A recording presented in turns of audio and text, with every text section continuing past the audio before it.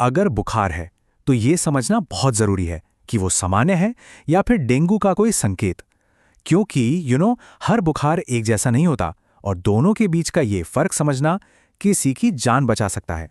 ये सवाल बहुत जरूरी है, खासकर जब मौसम बदल रहा हो। एक आम सा लगने वाला बुखार भी असल में डेंगू हो सकता है, और इसी कंफ्यूजन को दूर करना सबसे ज्यादा जरूरी है। अक्सर लोग डेंगू को एक आम बुखार समझने की गलती कर बैठते हैं, और यही सबसे बड़ा खतरा है।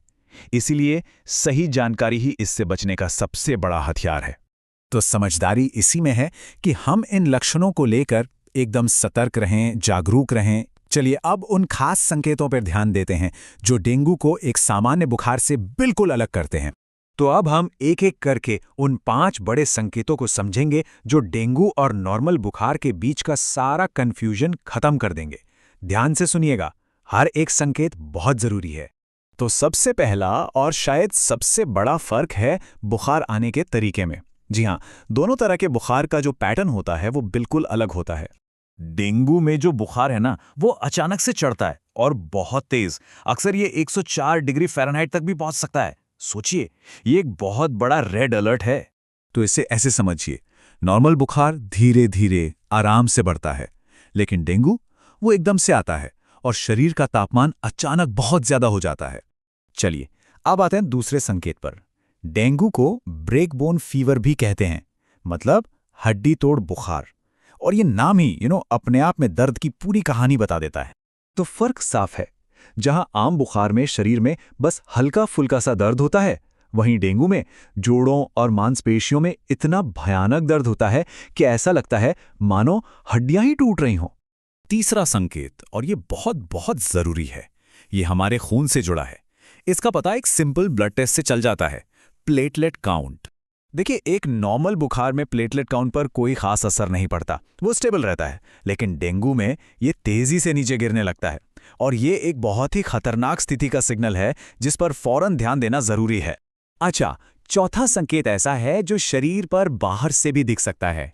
जी हाँ, हमारी स्किन पर। आमतौर पर नॉर्मल बुखार में रैशेज या चकत्ते दिखना बहुत रेयर होता है, लेकिन डेंगू में अक्सर शरीर पर छोटे छोटे लाल धब्बे या रैशेज निकल आते हैं।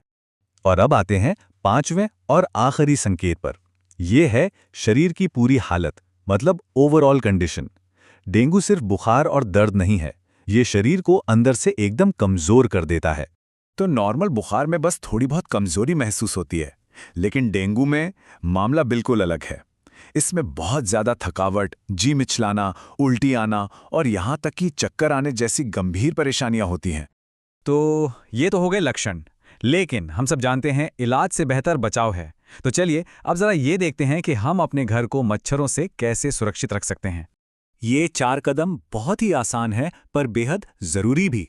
सीधी सी बात है, घर में या घर के आसपास कहीं भी पानी जमा मत होने दीजिए, क्योंकि ठहरा हुआ साफ पानी ही डेंगू के मच्छरों के पनपने की सबसे पसंदीदा जगह है। तो याद रखिए, साफ सफाई ही डेंगू से बचने का सबसे बड़ा उपाय है। अब बात करते हैं बच्चों की। उनका इम्यून सिस्टम थोड़ा नाजुक होता है, इसलिए उनकी सुरक्षा पर हमें थोड़ा ज्यादा मतलब खास ध्यान देना होगा। ये कुछ आसान सी सावधानियां हैं जो बच्चों को मच्छरों के काटने और डेंगू के खतरे से बचाने में बहुत काम आती हैं। उनकी सेहत के लिए थोड़ी सी एक्स्ट्रा सतर्कता बहुत जरूरी है। तो हमने लक्षण समझ लिए, बचाव के तरीके भी जान लिए, लेकिन अगर लक्षण दिख ही जाएं, तो वो सबसे जरूरी कदम क्या है जो हमें उठाना है? और यही सबसे जरूरी बात है, बिल्कुल भी इंतजार नहीं करना है या घर पर खुद से कोई इलाज नहीं करना है। अगर डेंगू का एक भी लक्षण दिखे तो बिना एक पल गंवाए सीधा डॉक्टर के पास जाना है। हमेशा याद रखिए, सही समय पर अगर सही इलाज मिल जाए तो डेंगू जैसी गंभीर बीमारी को भी आसानी से हराया जा सकता है, लेकिन जरा सी भी लापरवाही जानलेवा साबित हो सकती है। ये जानकारी सिर्फ अपने तक मत रखिए, इससे अपने दोस्तों के साथ, अपने परिवार वालों के साथ जरूर शेयर करें। क्या पता आपकी एक छोटी सी कोशिश किसी की जिंदगी बचा ले। तो सतर्क रहिए और सुरक्षित रहिए।